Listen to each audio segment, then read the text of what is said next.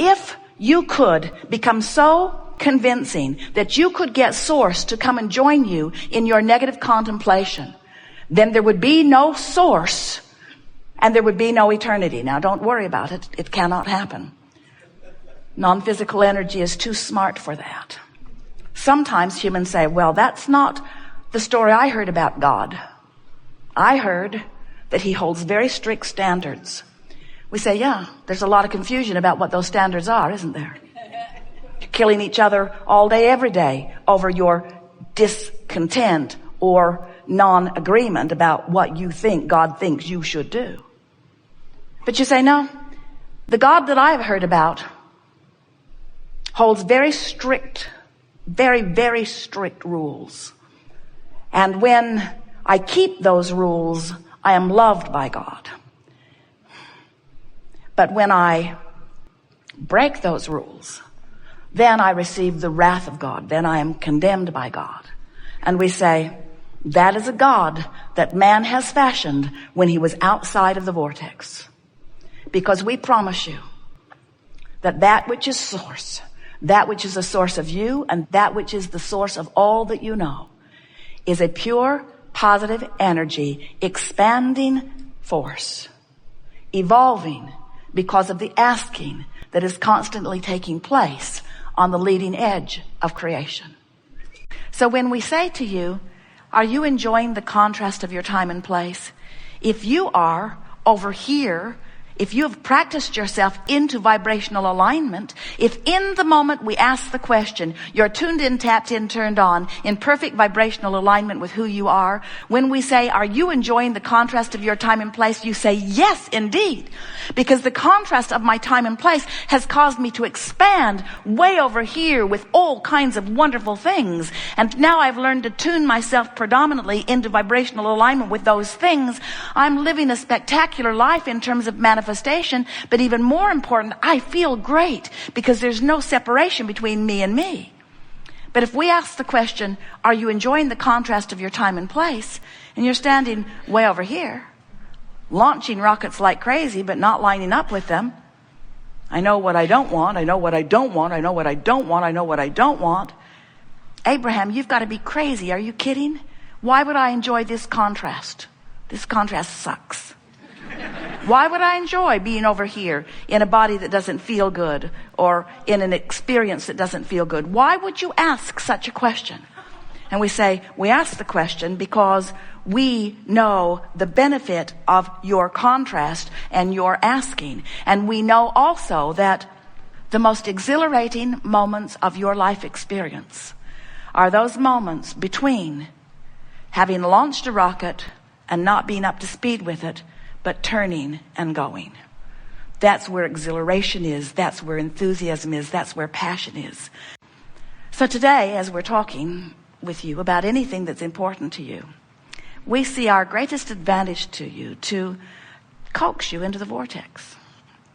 One thing you'll notice about us and about your own inner being is that we won't come out of the vortex where you are, ever. In fact, that's why you have negative emotion. If we would come out and complain with you, your complaint would feel blissful because there would be no separation. But since your inner being does not come out and complain with you, Esther can drag Jerry over there. Jerry can drag Esther over there. In other words, you can drag each other over there. And if they don't come easily, you get really feisty with them. You say, you're not supporting me. I think you should support me. How come you're never there for me? How come you're never there for me? And the correct answer to that question is because I'm over here in the vortex for me. Because if I come over there out of my vortex for you, I'm worthless to you. We can just bang over here together in misery, which justifies that until death do us part stuff that we, no matter how miserable we are, we'll stay together.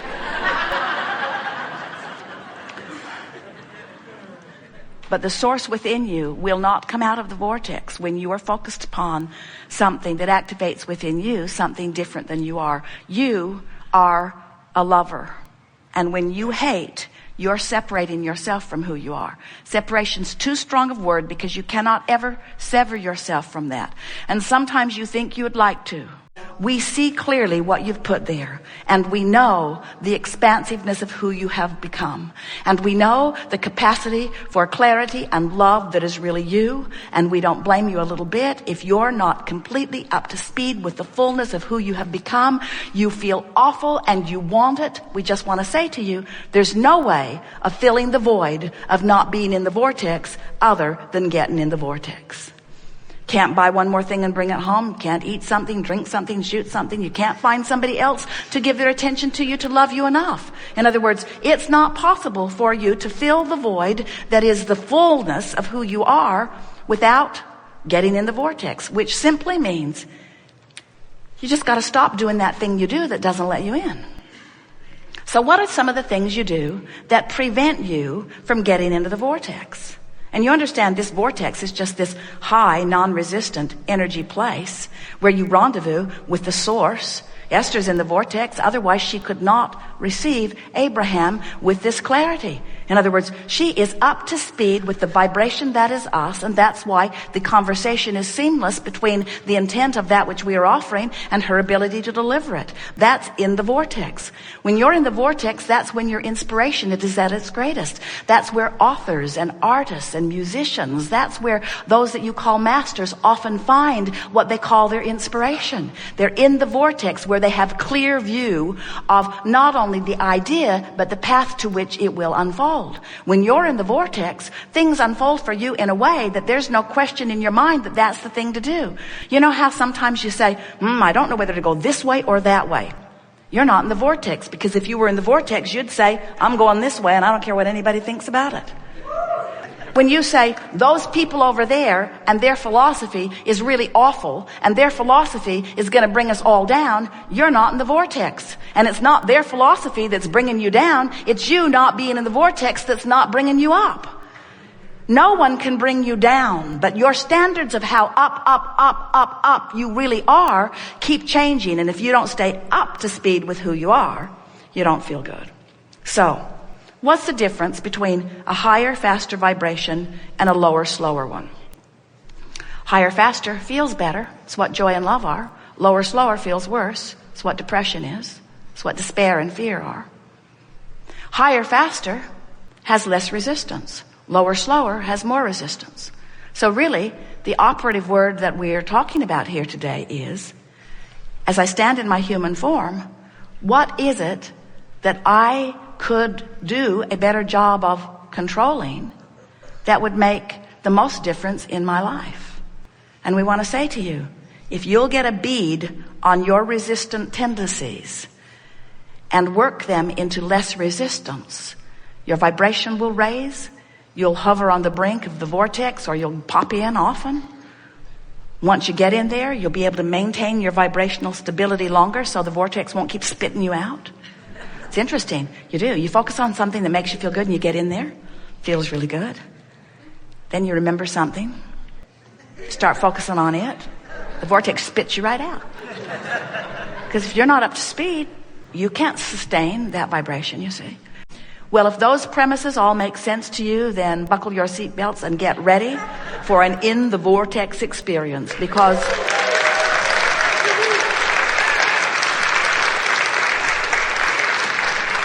it's who you are and it's where you belong, and it's not a difficult thing to get in. And after you get in on a pretty consistent basis, you will never again feel uncomfortable about the vortex spitting you out, because you know how to get right back in. In other words, you'll just regroup and go back in and massage the thought into a way that feels better. And we'll offer you some processes that make that easy. So, what do you want to talk about? Some things. It'll be a wonderful unfolding. So just relax and accept that you'll hear what you've come to hear. Provided you're in the vortex. Get ready. Someone inside the vortex cannot communicate with someone not in the vortex. You've been trying that, haven't you? Have you ever noticed that you're on such different wavelengths that there's no possible way? Have you ever been living something and known it fully and tried to explain it to somebody who doesn't get it? And have you noticed that it doesn't matter how many years you spend trying to get them to get it? They never get it. It's like speaking different languages, you say. There's the in the vortex language and there's the out of the vortex language. In the vortex language sounds like life's good in this way and this way and this way. Outside the vortex language sounds like life sucks in this way and this way and this way. The vortex is bringing in all cooperative components. But if you're over there beating the drum of a different vibration, then you're not a cooperative component, and you can't be someone who comes into vibrational alignment with your own creation. You're a holdout of your own creation. And what's so interesting about that is that if life hadn't caused you to create it, you wouldn't even notice through negative emotion that you're not there. In other words, if you hadn't expanded, not going wouldn't feel uncomfortable. So when you feel negative emotion, it always means two things. First, you've created one whopping swirling vortex, and you're not going. Oh, you're going. You're just going to wait till you croak, maybe, to go. We don't think you should have to croak to get in the vortex.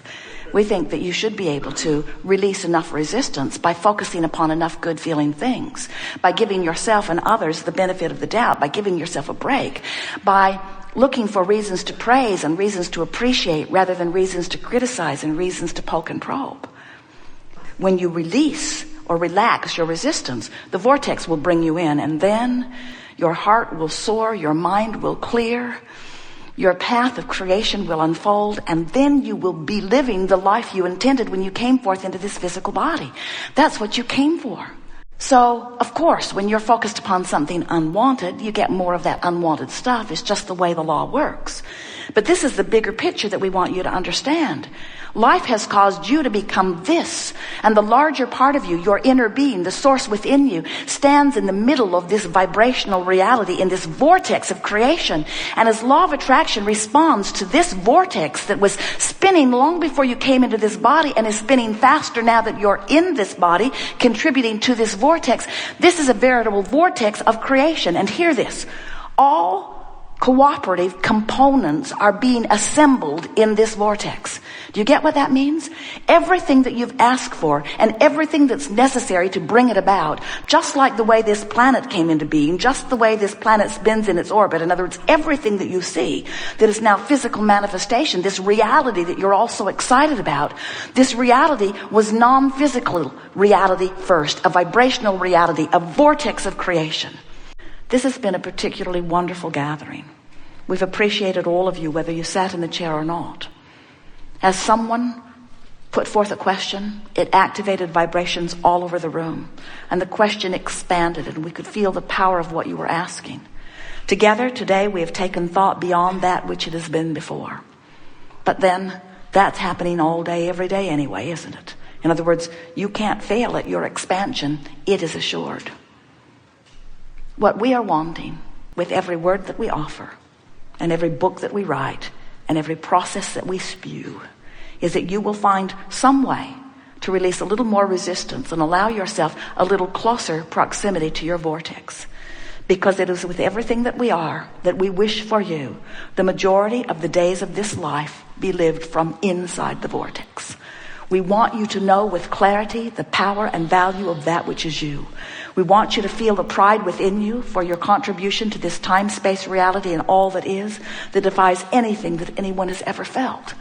We want you to feel appreciation for the others with whom you share your planet. We want you to know that without exception, every one of them is a part of that which you are. You've come here to share this contrasting experience for the purpose of expansion, but not just for the purpose of expansion, because that is an inevitable consequence of beingness, for the purpose of joyous expansion. Life is supposed to feel good to you, and when it doesn't, something is screwy. We've enjoyed this interaction immensely, and as always, we remain joyously, blissfully, infinitely, eternally incomplete.